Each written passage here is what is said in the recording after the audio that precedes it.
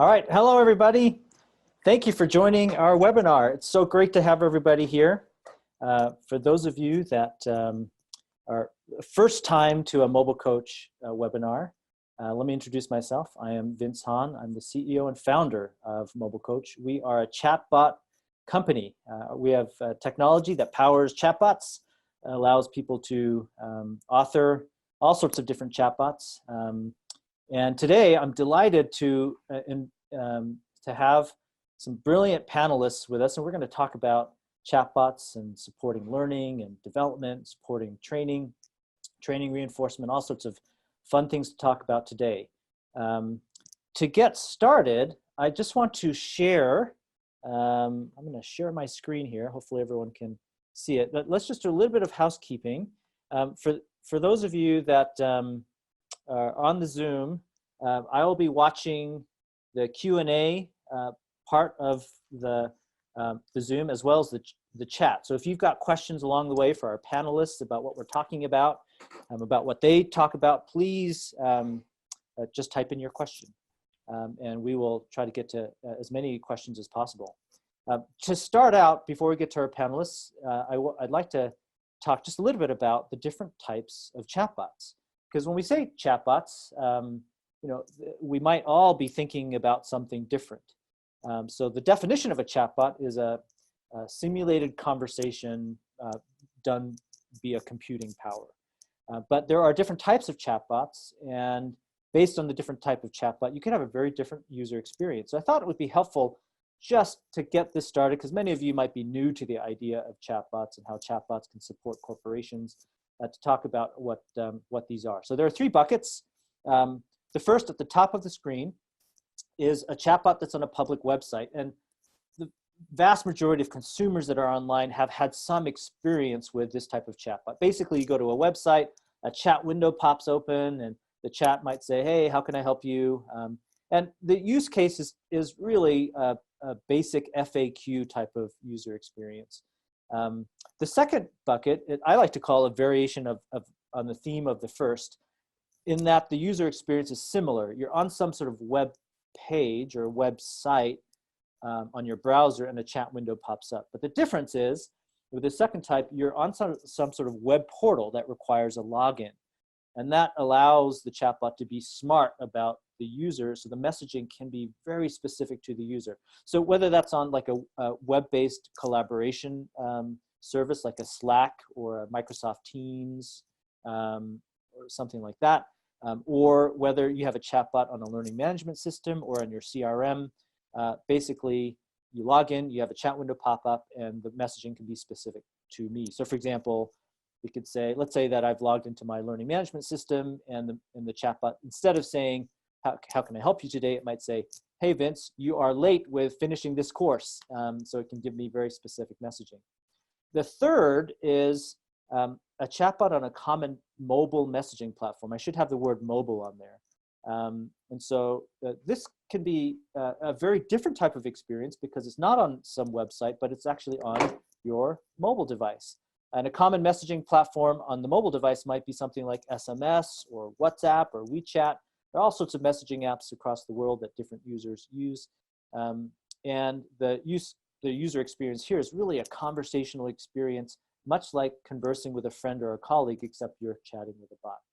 So that's sort of the three main buckets of chatbots. I'm going to now display a poll as we introduce our panelists. And so it'd be great if all of you could just take a second and take a look at this poll. And I'm curious what types of these chatbots, what type of experience you've had with these three types of chatbots. So we'll let everybody answer the poll while we let our panelists, our distinguished guests, introduce themselves. So just briefly, I've invited Emma Weber, Trish Uhl, dear friends, great colleagues. I'll let them introduce themselves, as well as my colleague, Paul Bills, who's actually the director of Chatbot Design for Mobile Coach. I invited him because I realized I'm going to be the host of this panel, and difficult for me to also be a panelist. So I invited Paul to lend his expertise around how sort of the mechanics of chatbot building. So with that, Emma, would you mind introducing yourself first, and then we'll have Trish and Paul introduce themselves. We have you on mute, Emma. Sorry, focusing on the video, Vince, not the audio. You look great. Thank you, thank you, thank you. So great to be here today, sharing ideas, thoughts, and colleagues. My name is Emma Weber. For those that don't know me, I'm based in Sydney, Australia. Been collaborating with Vince, I think nearly coming up for 3 years now, Vince. So great to be working together, and very happy to be sharing today. I've been CEO and founder of Lever Transfer of Learning, and started Lever 17 years ago now. So yeah, good space to be playing in.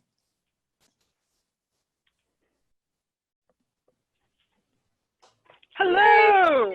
You guys hear me okay? So I'm Trish Uhl, coming in from Chicago. Hi, everybody. I'm the founder and CEO of a company called Owl's Ledge, which is actually a play on my last name, because Uhl in Old German means wise old owl. And I'm really excited to join and talk about what's happening here with not only the chatbot experience, but what it is that we can do with data and chatbot analytics. All right, thanks Trish and Emma. So I'm Paul Bills. I'm here at Mobile Coach. I'm the director of Chatbot Design. So I have a background in both creative writing and actually video game design. So I have a master's degree in video game production. So naturally, now I make chatbots, of course.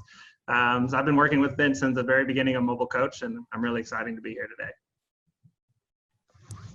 Thank you. Thanks to all of you for joining this panel. I am now going to end the poll, and I'm just curious and let's see what everybody said. Now, when I end the poll, can you all see the poll results? Nope, not yet, because I have to hit share results. Now I'm sharing the results. Can you see this poll results? Panels, can you see them? Yeah, great. So this is I'm not surprised that for the most common type of chatbot, a public website to answer basic FAQs, 80% of you have had that experience. I am a little pleasantly surprised to see that 63% of you have had an experience with a chatbot on a common mobile messaging platform. So that's great. That's great context. Thank you for participating in the poll. So now what I'd like to do is to dig into the content of our webinar. And Em, I'd like to start with you. We've been collaborating with your product, CoachM, which I just think has been so innovative and just fascinating to see it grow. So tell us about it. What is CoachM? Okay, so CoachM has become a very close friend of mine. CoachM is a conversational interface, and CoachM is designed to help people implement what they've learned when they've been on a training program. But it's very specific in that it is focused around reflection and accountability, rather than nudging and reminding into behavioral change. So what we've created with CoachM is something very specifically to drive behavioral change post-learning. And I think we can't really talk about CoachM, Vince, without looking at the bigger picture of the 15 years that we've been working in this specific space of learning transfer, and the number of conversations that my human team has had in the space of learning transfer and behavioral change, to then take that information and use it to train and build CoachM. And so, our methodology of turning learning into action is what we've taken and used within CoachM to create a chatbot which is designed for behavioral change post-learning. Now, part of when we say, well, what is CoachM? CoachM is the most surprising entity that I have had the chance to work with in the last couple of years, in that it has really blown our mind as to what's possible with conversational interfaces and chatbots.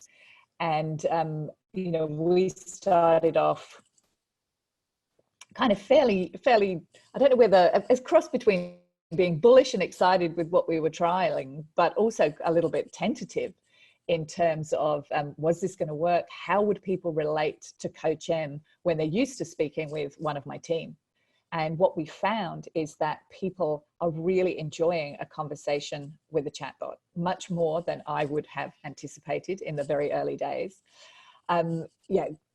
Perfect. You can kind of get a sense here of what a conversation with Coach M looks like. So it's much the same as you would have in any SMS conversation, perhaps with a friend. There are hidden secret videos that some people get to see, some people don't, depending on what you say or how you reply. But in essence, this is what a conversation would look like. And what we're finding in terms of some of the results with Coach M, firstly, we're typically finding around a third of people actually do have their conversation with Coach M the day it goes out to them. So we have created the concept of learning breaks. So a learning break is when you pick up your mobile phone, you grab your coffee and you sit and have a conversation with Coach M. So rather than it just being a single message going out, it's actually a conversation. And people are spending around 20 to 30 minutes having a conversation with Coach M. We're finding around a third of people, as I say, have the conversation the day it goes out. And we're actually on 70% attrition right the way through a program. So people are maybe having 3 conversations with Coach M, engaging through the whole process. We've had one particular company we're working with, they had 7 learning breaks with Coach M. We had 100% of people still engaged at 7 conversations. So what I'm learning from this work is no holds barred, be prepared to be surprised. And people are really loving the chat and the interface. Can you tell us a little bit about so Coach M is a commercially available product. Who's buying it? Can you give us a little bit of context of who's buying and why they're interested in it? I think people are buying it that really get that we need to create behavioral change post-learning, and that the information is not enough. How do we help people hold themselves accountable to put into place what they've learned? So firstly, people are buying it that really get that they have a problem with behavioral change part of learning. Maybe after someone's come out of a training program or some kind of online program. But it's across financial services, retail, pharmaceuticals. So anywhere we have learning is where we're talking to people about Coach M at the moment. And we're in 5 countries already. Can you believe that, Vince? 5 countries. What are they? What are the countries? So Canada, France, Australia, New Zealand, UK. There you have it. That's fabulous. So very, very exciting times. Yeah, fabulous. And so it's interesting that you say behavioral change and learning, because I've got a background in that as well. I'm very passionate about building technology to help people with behavioral change. Very difficult to measure. And lots of executives want some quantitative measurement around, if we invest in behavioral change, how do we get that? And so maybe I'll now ask Trish, because you're so versed and fluent in data and data analytics. Tell us a little bit about your perspective of Coach M, because I know you're very familiar with it from an analytics and a data and a measurement perspective. Yeah, thanks for that, Vince. I mean, the big thing is getting into, what are the outcomes, right, that we want? What's the intentionality behind any kind of chatbot that we might create or that we might utilize, especially when it comes to a learning solution? Like, what are we trying to achieve? And one of the things that I've really come to know in collaboration with Emma and with Mobile Coach is the appreciation of not just the business results, but then also, as Emma was just talking about, that positive people impact, right? Like, how do we make it an authentic experience for people so that it's really helping them feel like this is a technology that is enabling them, and something that, isn't just another thing to avoid, right? Like, how do we make sure that we make an investment as learning professionals into technologies that we believe are going to serve people in the business and that people are actually going to use? And that's unique. I mean, that's an art in order to be able to design that. And in order to be able to design that, you have to have the right information to create the solution, verify the solution, validate the solution, tweak the solution as is necessary. So that's one of the first things that we can do with analytics when it comes to chatbot analytics, is how can we actually leverage data that is being generated through those conversational experiences in order to improve those experiences. But We can also use it as formative assessment, because one of the things that's really super cool about a chatbot like Coach M is that it actually bridges, right? It's Emma's proprietary coaching protocol in helping people translate learning into action. So it's that bridge between the instruction into the internalization. How do people internalize what it is that they've now received in the instruction, and then implement that at the point of need, you know, while it is that they're working. So it really begins to bridge the gap, or can bridge the gap between training environment and the operational environment. And also in the bridging of those two environments, it can give us insights into how well that's going or not.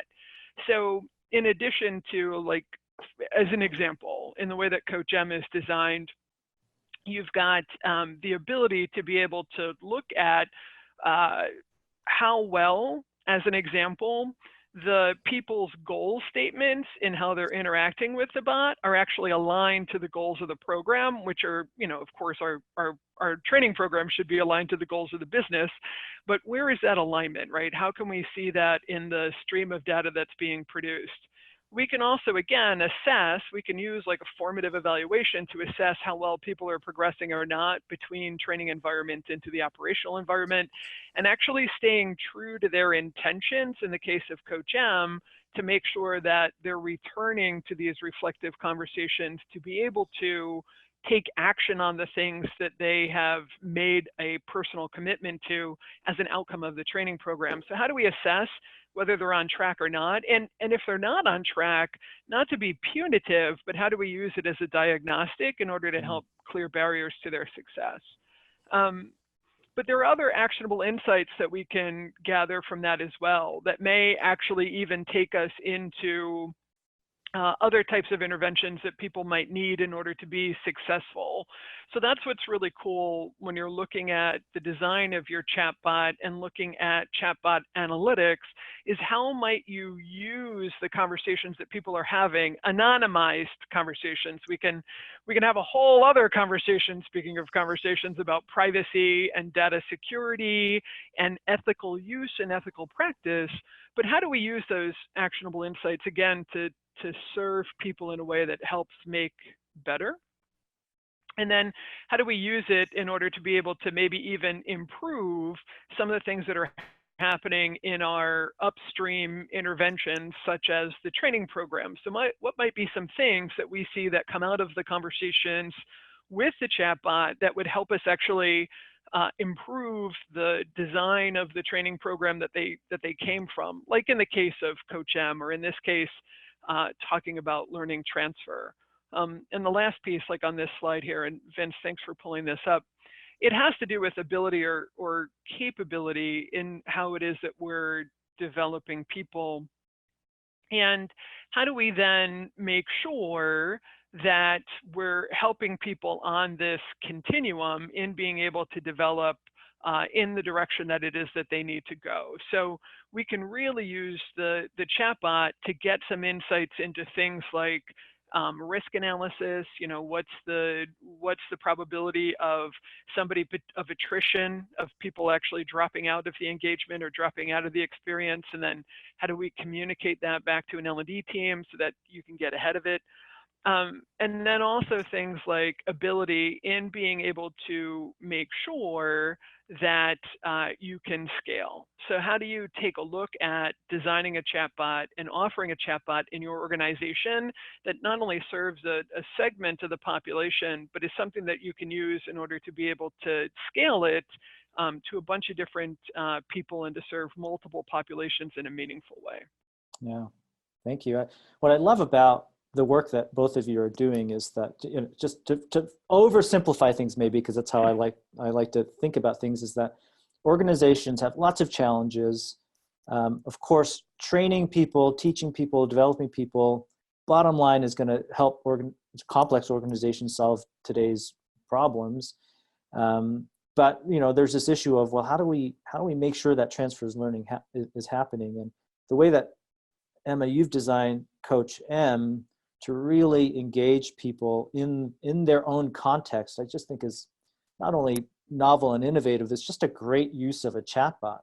But it's new. I would imagine it's a sort of a leap of faith for a lot of organizations to try. And so to hear you, Trish, talk about, well, one of the big benefits of this modality is the analytics you can get from it to measure not only efficacy of the program, but efficacy of what you're trying to accomplish. It's just a great use case to share. I want to pivot a little bit, just maybe to the mechanics of chatbots. And Paul, now we'll give you an opportunity here. You've spent the last few years helping clients and yourself building lots of chatbots. Tell us a little bit about how does one build a chatbot, like a chatbot like CoachM? Yeah, thanks. So I think where it really starts is finding the problem you're trying to solve. I think Trish had something great about you don't want your chatbot to be just another thing for people to avoid. And that's a huge consideration, especially in chatbots. People are naturally suspicious of an automated conversation because it's something that is normally so human. Having a conversation is something very important and vital to our relationships with other people. So people can be naturally suspicious that this chatbot could never replace a person. So the first thing you need to ask in terms of the mechanics of building a chatbot is, what is the problem this chatbot is trying to solve? Can that problem be solved with a conversation? And then can that conversation be automated? You have to have a yes to all three of those in order for a chatbot to be the right choice. And then once you have that's a yes in all three. I think CoachM is a perfect example of a yes in all three. Once you have a yes, then it's just a matter of, okay, what does that conversation look like? And in most cases, building a chatbot starts with literally writing out, just in a Word document or even on paper, what does the conversation that we want to automate look like? What questions do we ask? What are the potential things the user can respond with? And then how does the conversation potentially progress from there? And then the next step is finding or selecting a platform to build that chatbot on. So once you have that script, you need to decide, where do I go build this chatbot? So Mobile Coach is one of those chatbot platforms. There are others, and we're kind of uniquely suited. The way we've built our platform is to specifically create chatbots that answer those questions. Is there a problem to solve? Can a conversation solve that problem? And then is that conversation, can it be automated? You need to make sure that whatever platform you pick enables you to solve your particular problem and recreate your particular conversation. So the first step, mechanics-wise, is just writing out that conversation. And I think one of the things, Paul, that's become really important for us is to actually just really understand even the mechanics of conversation. Yeah. So the mechanics of actually putting it in the technology is why we're working so well together, because you can support us on that. But even just the mechanics of really understanding that conversation and how your conversation flows, how your conversation is structured. I think for us, because we are very niche in that our conversations are all about the behavioral change part of learning, and we've had, over 18,000 conversations, real human to human conversations in that space, that enabled us to actually structure the conversation that we could then work with you guys to put it into the technology. Yeah. Let me ask a little bit, a follow-up on that, Emma. And before I do, Paul, there's been some requests to recap those three things in the chat. If you could do that. Okay. Yeah. I'll jump in there. I don't know about all of you, but all this webinar multitasking, 20 years ago, I thought I could do 10 things at a time, but nowadays it's just one thing at a time. But Emma, I'm curious, as you went through the process of first envisioning what the chatbot might say, did you write it? How did you do it? Did you actually write it in a Word document? Or tell us about that process for you and how that evolved. We did write it in the Word document. I think we actually had a lot of our process documented. So I have the most amazing team of human people, as well as the fabulous CoachM to work with. And so, we are around the world. We're working in 12 languages, 16 countries. And so we had a lot of conversation flows and scripting actually documented from accrediting and training our team. And so one of my nicknames within the business is Signpost Queen, which may not mean a lot to many people, but a signpost is almost like just a little fraction of a conversation that you use to position something. And we have heaps of documents around the signposts that we use, how we structure signposts, all this sort of thing. And so we use that, Vince, to then actually start to do our conversation flows. Yeah.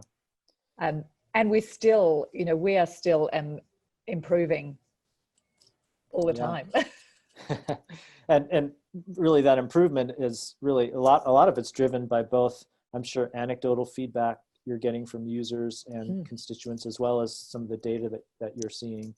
I saw an interesting comment in the chat thread about someone who has had experience with a chatbot and called it basic and generic. So it had this basic and generic feeling. And I think some of the things that Paul, you've touched on is, you know, we want to try to avoid that. But I'm curious from a design perspective, what are some ideas or maybe design thinking tips that any of you can share around not making it feel basic and generic? Yeah, I'll share my ideas first. So the first thing we ask in all of our writing here at Mobile Coach is, does this feel useful to the end user? When you get the feedback that it's basic or generic, it means the script is not lining up with the need of the person. And there could be a lot of reasons for that problem. But so in every case, what I advocate for is I say your bot's personality should come second. And I know that's kind of counterintuitive when the question is feeling basic and generic, but I say personality second because functionality first. You want to make sure, absolutely sure, that what your chatbot is saying is in all cases relevant and useful to the end user. And that's what you need to lock down first. And then once you have evidence that you have that locked down, then you add a little bit of personality to kind of be the cherry on top to your experience. Even if your chatbot is 100% boring and just straightforward and factual, you won't get the feedback that it's basic or generic if everything it's saying is very relevant to the end user. So I would say the first step to solving that problem is truly understanding the problem you're trying to solve, being laser focused on it, and then understanding your end user and what they will respond to. And so I think our experience of personality is that you do need to give the bot the personality, but the more personality you give the bot, the harder it is to have the conversation, because people then start to act very colloquially or very casually with your bot. So there's a real balance between the personality to have the bot interesting and the fine line of making it sort of so conversational that it sort of starts to skew everything. The second thing I would just say there though, Paul, even in that frame of thinking, make sure that everything your bot is saying is useful. A lot of what Coach M does is asks questions. And really, so yes, when you're saying something, you are asking a question, but we really work on the principle. And part of the reason, you know, we partner with Vince and you, Paul, as a technology partner rather than other technology partners, is that our philosophy of what we believe about behavioral change with every fiber of our being, and the scientific evidence to back it up in terms of neuroscience and that kind of thing, is that, you know, behavioral change is not about saying or telling or advising. It's actually about getting the individual to have a conversation with themselves. So a lot of what we play back is what the individual actually says, then it's in their own language, in their own words. And of course, everyone loves to hear their own language and their own words, because everyone thinks they're a genius. You know, that's how we're programmed. We're programmed to be right as humans. So I kind of think that's just an interesting distinction to me. Yeah, no, definitely. I 100% agree. The more that the bot is about just causing the person to think rather than the bot making statements. Questions are the best way to do that. Yeah, to get the person to think and kind of converse with themselves. I love the way you put that. And I think that's a really big thing, and that goes back to some of the people that were talking about, you know, bad experiences that, and we've all had a bad experience with a chatbot. I know I've had bad experiences with a chatbot. And oftentimes, what I have found is that the not so fun experiences with chatbots have sometimes been to either they're too generic, as somebody had mentioned in the chat before, or they're not fit for purpose, right? You get sometimes the design behind a chatbot is it's trying to be many things to many people. And I think that's what's really interesting in something like CoachM is that CoachM is very optimized to be very fit for purpose.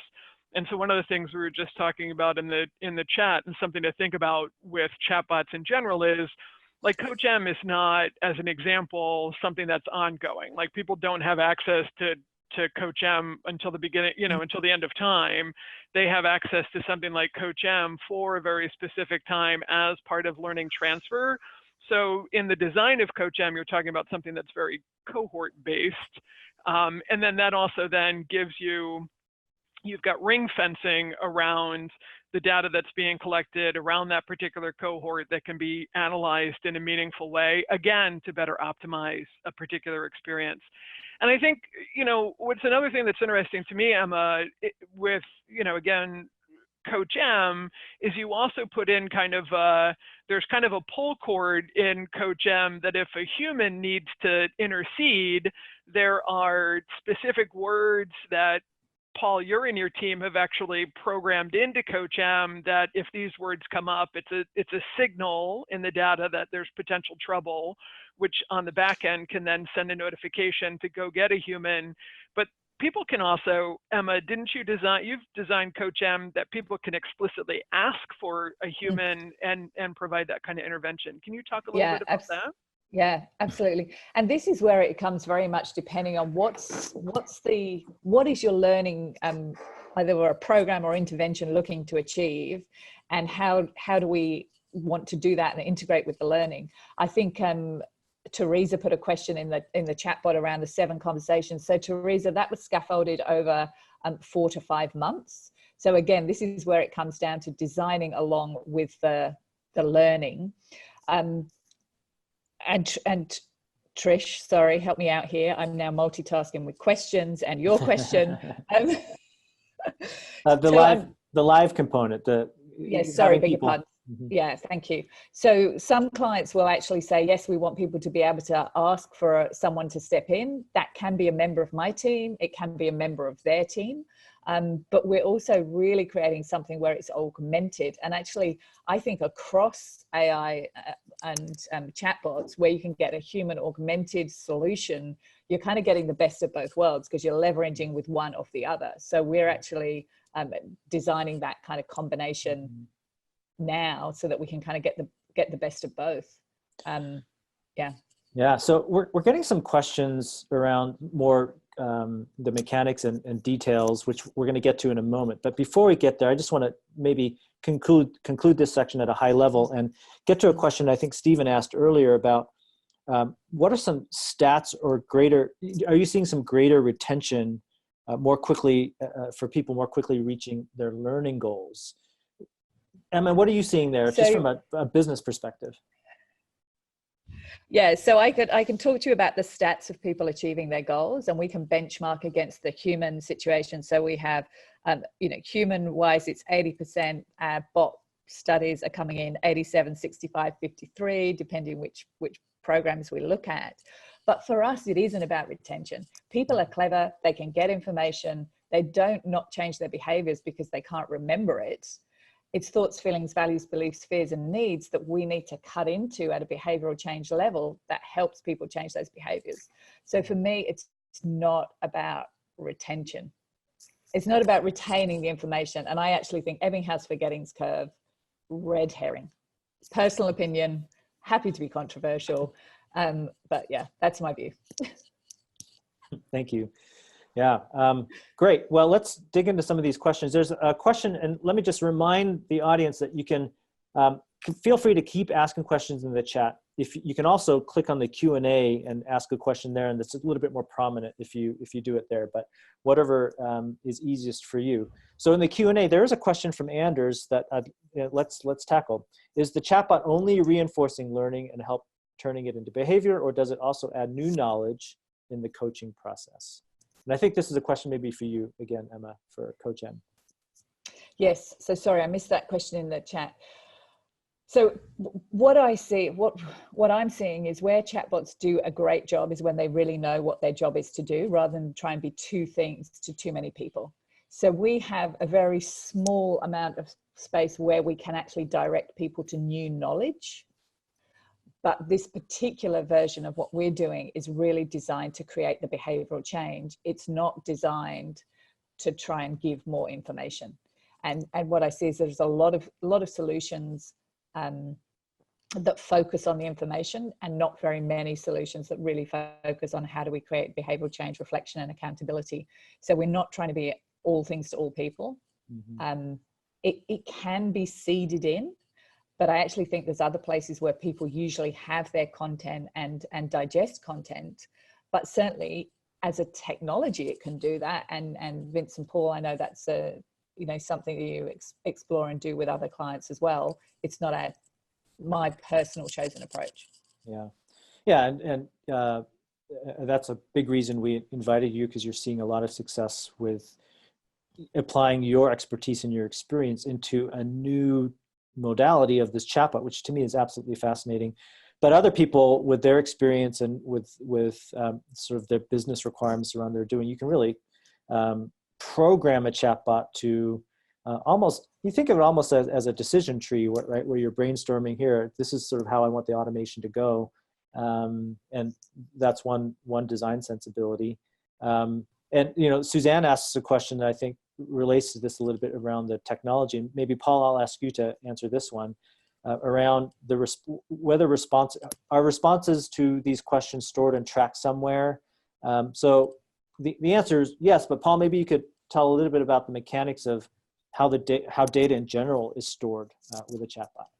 Yeah, so different platforms do it slightly differently, but I'll speak to ours and to the mobile coach platform. So every conversation is being stored in a few different ways. So we actually have what we call the inbox, where you can see conversations happening in real time. So it's displayed as a user with their phone number or their identifier, however we're talking to them, and then they're back and forth with the bot laid out chronologically.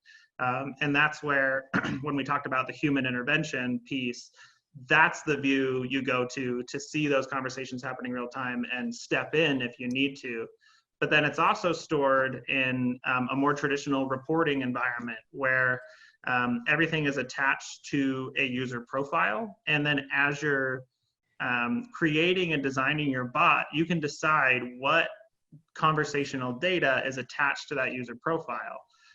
So you can just download the whole conversation if you want in the reporting, but you can also, as you're designing your bot, decide what are the key metrics we're measuring, and then build in spots within your bot where it's adding to the user profile around those things.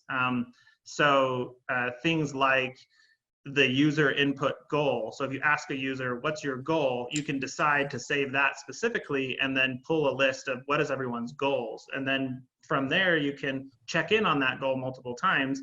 And you could even ask, just as an example, maybe every Friday you're asking, what's your progress? Are you at 25, 50% or something like that? And you can keep track of a specific journal of how they described their own progress. And then you can use that either to report back to the end user or to pull a report and see the progression across your entire cohort or your entire user population.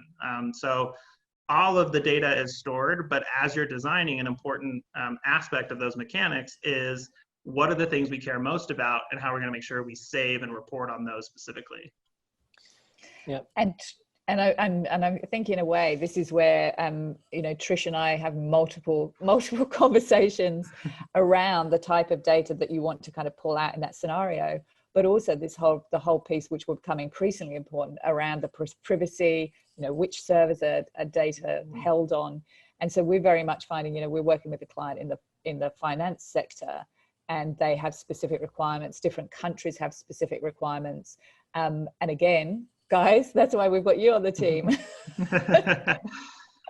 Because it's tricky, you know, it's really tricky, and it's a bit of a minefield to be fully across it. And yeah, Trish, you may want to add. Yeah, you start getting into, you know, in Europe, you start getting into work councils, and then you start getting into GDPR, and now we've got the California Privacy Act that's going to go into law as of January 1st. And we actually now have also in California, we have the first laws around chatbots and consumer use of chatbots. And again, what's appropriate use, what data can be collected, what data should people have access to, who else should have access to to that data, what can be analyzed, how could those insights then be used even on a consumer basis. So then when we start getting into employees, of course, then we really start getting into some interesting sticky wickets potentially there, where you just have to have an awareness that, regardless if you have an intention of actually using any of the data that you're generating, you still have responsibility and liability around protecting that data and protecting the access of it. And in some cases, and I think, Vince and Paul, for you guys to talk about this a little bit, because I just think it's one of those things that people don't even know. Like in Canada, as an example, there's a requirement in the privacy laws that the data actually has to sit on a server that's based in that particular country for people who are residents of that particular country. Now they're relaxing some of those laws because they're finding that it's a challenge with business getting done. But so can you talk a little bit about the back end, right? Like that centralized repository, and Paul, like it matters where that machine is physically located that's tracking that data. Yeah, it definitely does. And so GDPR, we had to dedicate serious time and effort to making sure we were GDPR compliant. One thing within GDPR is that any person at any time can ask for a total deletion of their own data. So we needed to make sure we had everything in place, both to accept those requests and to honor them, to make sure that throughout our whole architecture that that individual's data is deleted and in such a way that it's unrecoverable. One of the good news, like a piece of good news about chatbots and personal data, though, is in many cases you can gather as much or as little personal data as you want. A chatbot can still be effective without even knowing the person's name. You do need a way to contact that person, and that's usually a personal identifying data. But beyond that, you can have your conversation in many cases without pulling in any additional personal identifying information. And so it is, I think, unlike other pieces of technology, you have more control over how much data are you going to require of the end user. And then that can help us be more flexible when we're in different sectors like finance or healthcare or the more regulated sectors. We can kind of scale the amount of data we need from the end user based on the design we create. So that's really one advantage of chatbots, I think. And I think this topic is really part of a broader issue for enterprises, and most of the attendees today work for large companies, and balancing the requirements, compliance requirements, privacy requirements of the enterprise with the user experience and the business objective you want to apply a technology like a chatbot. And oftentimes that balancing act is, comes down to a give and take between frictionless user experience while still maintaining, the requirements of the enterprise. So a very obvious example is a lot of organizations want to reach their target audience through the mobile phone, but they could have a no mobile phone policy. If you're trying to target bus drivers, and maybe there's some compliance training for a bus driver, and they don't have an email address, they don't have a workstation, so how do you reach them? Well, it's obvious that you'd want to reach them through the mobile phone, but obviously not while they're driving. So that's a very obvious example of oftentimes we find ourselves in a balancing act between designing the ideal user experience, but still checking the box of what we're allowed to do or what you're allowed to do. Go ahead, Trish. Oh, sorry. Yeah, thanks. We were just having a talk in the chat. Colin and Ian were talking about language patterns and so talking about optimizing the experience, right? And Emma, you know, some of the things that you've gone through now with having Coach M like out in the wild. And what's interesting with Coach M being out in the wild is because it's a commercial product, it's in multiple types of industries at multiple types of organizations. And so you have actually changed the conversational experiences, you and your team, based on analyses that you've done of the data as the data's been coming in, as people have conversations with the chatbot. Can you think of, we're looking for like a specific example. I was talking about cultural nuance. There have been some changes in cultural nuance, and then of course also in language translation, looking for new language patterns. So one of the things I really think about when you're getting someone to reflect on their goals is just encouragement over progress, and really sensibly being able to know, is that great progress or small progress or whatever, and actually being able to respond to that part. But one of the things culturally I have been advised, or we're understanding through our work in is France, is that it's kind of softer encouragement than we would maybe use in an English way of speaking. So I don't know if that answers that specific example, Trish. I'm trying to keep up with the conversation in the chat as well as what we're sharing here. But and this is where the the nuance between how the chatbot learns and how we actually educate and how we amend works within what we can see unfolding. It's not a beast that suddenly decides how it's going to respond. And I think Paul and Vince, this was certainly one of my questions. And Vince, I don't know how many times you had to go through with me, probably to the point of you were bored, but I was still very interested. Is it exactly AI? What does that mean? What's the nuance around machine learning? And so, I think we will all be learning that as part of our roles, whether we're, choosing to become chatbot specialists or even just users of different sort of technology and platforms. But I think all those kind of things become important and to the fore. Yeah, let's talk about that for a second. And it's this question of how smart can a chatbot be today? And how smart does a chatbot need to be today? And does that mean machine learning? Does that mean AI, how you define it? Hey, Paul, do you want to get us started on answering that question? Yeah, for sure.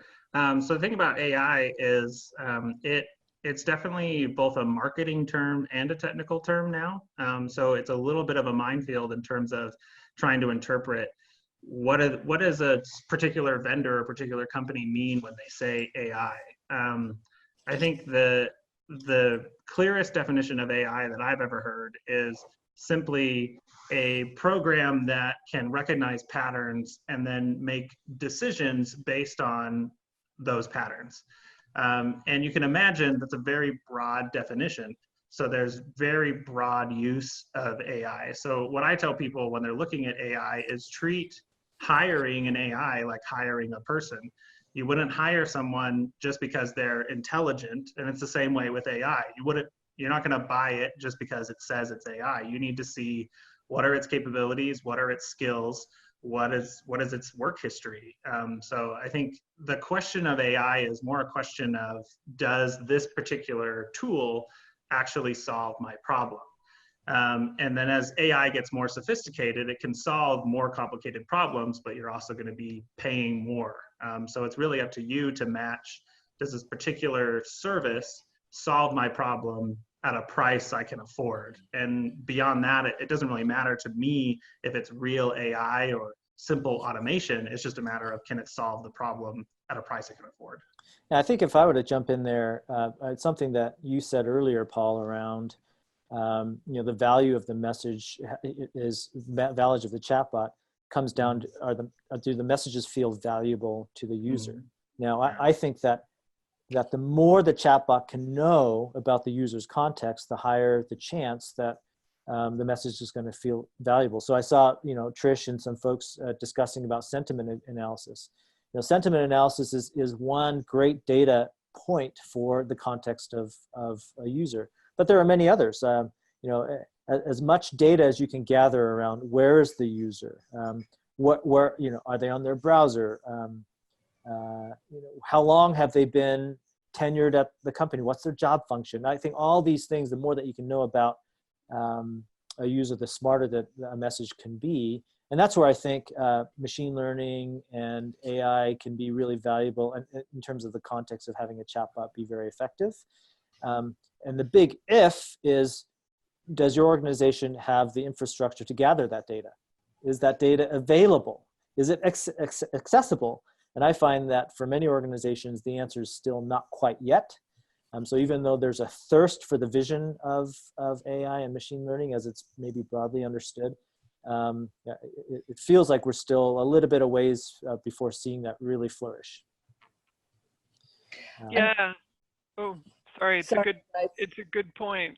The AI with the natural language processing and being able to create authentic experience, and that it doesn't have to be, rigidly scripted, that there's some flexibility in the language patterns that are there and the way that people interact with the bot. And then on the back end, the other use of artificial intelligence and machine learning, like what you were just saying, Vince, and being able to process real-time data that could drive an analytics dashboard, right? So it might not change the conversation flow in the moment of the flow, although I would say that's coming. that's sure. Anticipatory algorithms and all of those types of things. I'm waiting for it to feed the cat and wash the car. That'll make me happy. And I'm again in Chicago. Did I mention Chicago with the snow? So so when we can expand multimodal, but yeah, there's all kinds of applications of the artificial intelligence there, but I think the other important thing too is that they need to be based on compliance, right? We can't take these bots, or we don't want to create a bot that's like, what was Microsoft's bot that they released on Twitter that they had to shut down in 24 hours? Tay? Was that Tay? Yeah, can't remember the name of it. Nobody wants a Tay experience for compliance reasons in their organization. So even though there are capabilities of being able to make some of those interactions more dynamic, you probably don't want to have it learning on its own, because you don't want it to act on its, on its own. You want to have control over what those interactions are. A last quick thing, in thinking about designing a bot and the data that's collected, one of the things that's coming into effect now with privacy laws in the United States and in other parts of the world is you have to have a statement in an early part of the interaction that says, I am a chatbot, right? That makes it clear that the entity that people are communicating with is a chatbot as a compliance. And then the other thing too is taking a look at, again, like those trigger words that signal that something's going on. It's interesting what sometimes human beings will reveal to a bot, and this isn't necessarily true in,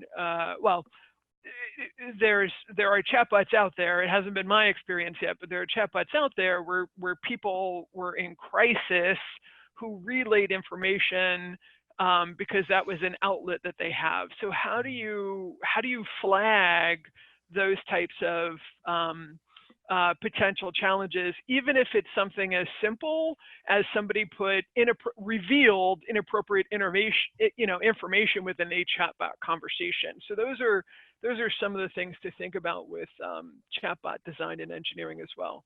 And I'm sorry, Emma, you were chatting in there. No, I was going to jump in with answering some other questions. Suzanne, yes to the physicians piece that I saw chat up earlier, but I can't say for definite who, but an absolute yes. And I think that the conversation is designed where we have this question of people are directed through a reflective process on what they've learned, but where a human also needs to review or verify the reflective statements. That's where your conversation design comes in for me, the review and the verify the reflective statements. So I'm happy to Suzanne, I'm not sure where you're based, but I think maybe an offline conversation could be very interesting there. And also the other thing, and I know, Vince, you taught me this very early on, most of the people, when they are interacting with something that adds value, they will share in the way it's intended, and they will actually answer in the way that it's intended. The people that tend not to do that are people who are testing the bot. And it's so when you're in a testing and piloting mode, that's where people want to try and break the boundaries. But when it's actually in use by participants in the areas that it was intended for, people rarely say random things. And of course you can pick up on that anyway. Vince, I'm wondering if I'm happy to stay on after we've perhaps just closed off for those people that want to close off. Yeah, there's been a lot of questions we haven't had time to get to, but I would like to wrap up. I want to, I think that part of this conversation to me feels like, it's really exciting because chatbots are still, they've been around, but it's still really early. And there's just still so much to learn. There's still technology infrastructure that needs to, to mature. But what you're seeing, Emma and Trish, are, real business value being delivered today with your design for a chatbot. And to me, that's super exciting. I can't thank you enough for joining our panel today. And it's just been really fascinating. What I'd like to do in the last few minutes is just give each of you an opportunity to share just in a minute, what are you working on? If people are interested in contacting you, how do they do it? Actually, we'll share a slide here. Sure. But hey, Emma, can we start with you? Yeah, thank you. And Vince, I can talk about chatbots now for hours. So, very open to connecting with people if they have more questions. We can just go back to the previous slides, just super quick, because we're working on 3 different things: Coach M and how we create impact and the behavioral change part of learning. We're working on insights and advanced analytic. Woohoo! Trish's intelligence being brought into this. We are having so much fun and creating some amazing information, which is this insights piece. So how do we get actionable insights from this area? And then thirdly, we're working in this space of intelligence, which is where you can have bespoke analytics and insights, but also the capability of having a human within the package, the human intelligence piece in there. So very happy to chat, share, and see, what people think could be useful. And you have our contact details here. If people reach out to you and they want to try Coach M, I don't want to speak for you, but is there a way for them to do that if they reach you? Yeah, absolutely. We have we have Coach M demo, affectionately known as M demo. So yeah, we're absolutely able to walk people through that and share. And as Paul keeps saying, it's got to be fit for the problem that you're trying to solve. So let's chat. But Vince, thank you for hosting today and making this an interesting conversation, and for everyone in the chat box. And sorry if we didn't quite get to your questions. It's all singing, all dancing up here. Yeah, well, thank you. Trish, do you want to just spend a minute and tell people what you're working on and how people can get a hold of you? Oh, thanks. Well, and again, yes, to echo Emma, thank you so much for, hosting this today and getting all of this organized to the Mobile Coach team. Thanks for putting this together. Paul, glad you were able to join us as well. And to everybody in the chat, thank you for investing your time in coming to see us. I am in the interwebs, hanging about in LinkedIn and on Twitter. Those are 2 of the great places to go ahead and find me. And Emma, so appreciate your collaboration and allowing me to come and join the party on Coach M and how do we advance those analytics into even further insights and even into more business intelligence in order to help organizations and people move forward. So come see us. Trish, did I see overnight you've announced a visit to Australia? On LinkedIn overnight. Haven't had a chance to reply, but for anyone Australians on the call, woohoo! Let's welcome Trish next March. AITD, we will be there. Fantastic. Thank you. Yeah, there's a whole little tour of chatbot conversations coming up for both of us. Yeah, and thank you, Emma. Yeah, I'm so excited to head back down under again. Yay, cake. Well, I spent 9 years in Melbourne, so I'd love to go back to those old stomping grounds. Paul, how about you? Just quick shout out for you. Like what?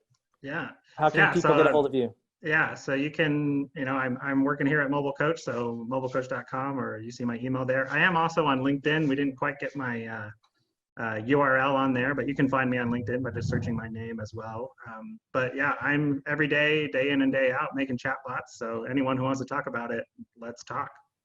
And thank you everyone for joining our webinar. If we didn't get to your question, please contact us and we'll be sure and answer your question. You'll get an email from me, which will have my contact information. I'd love to connect with you all.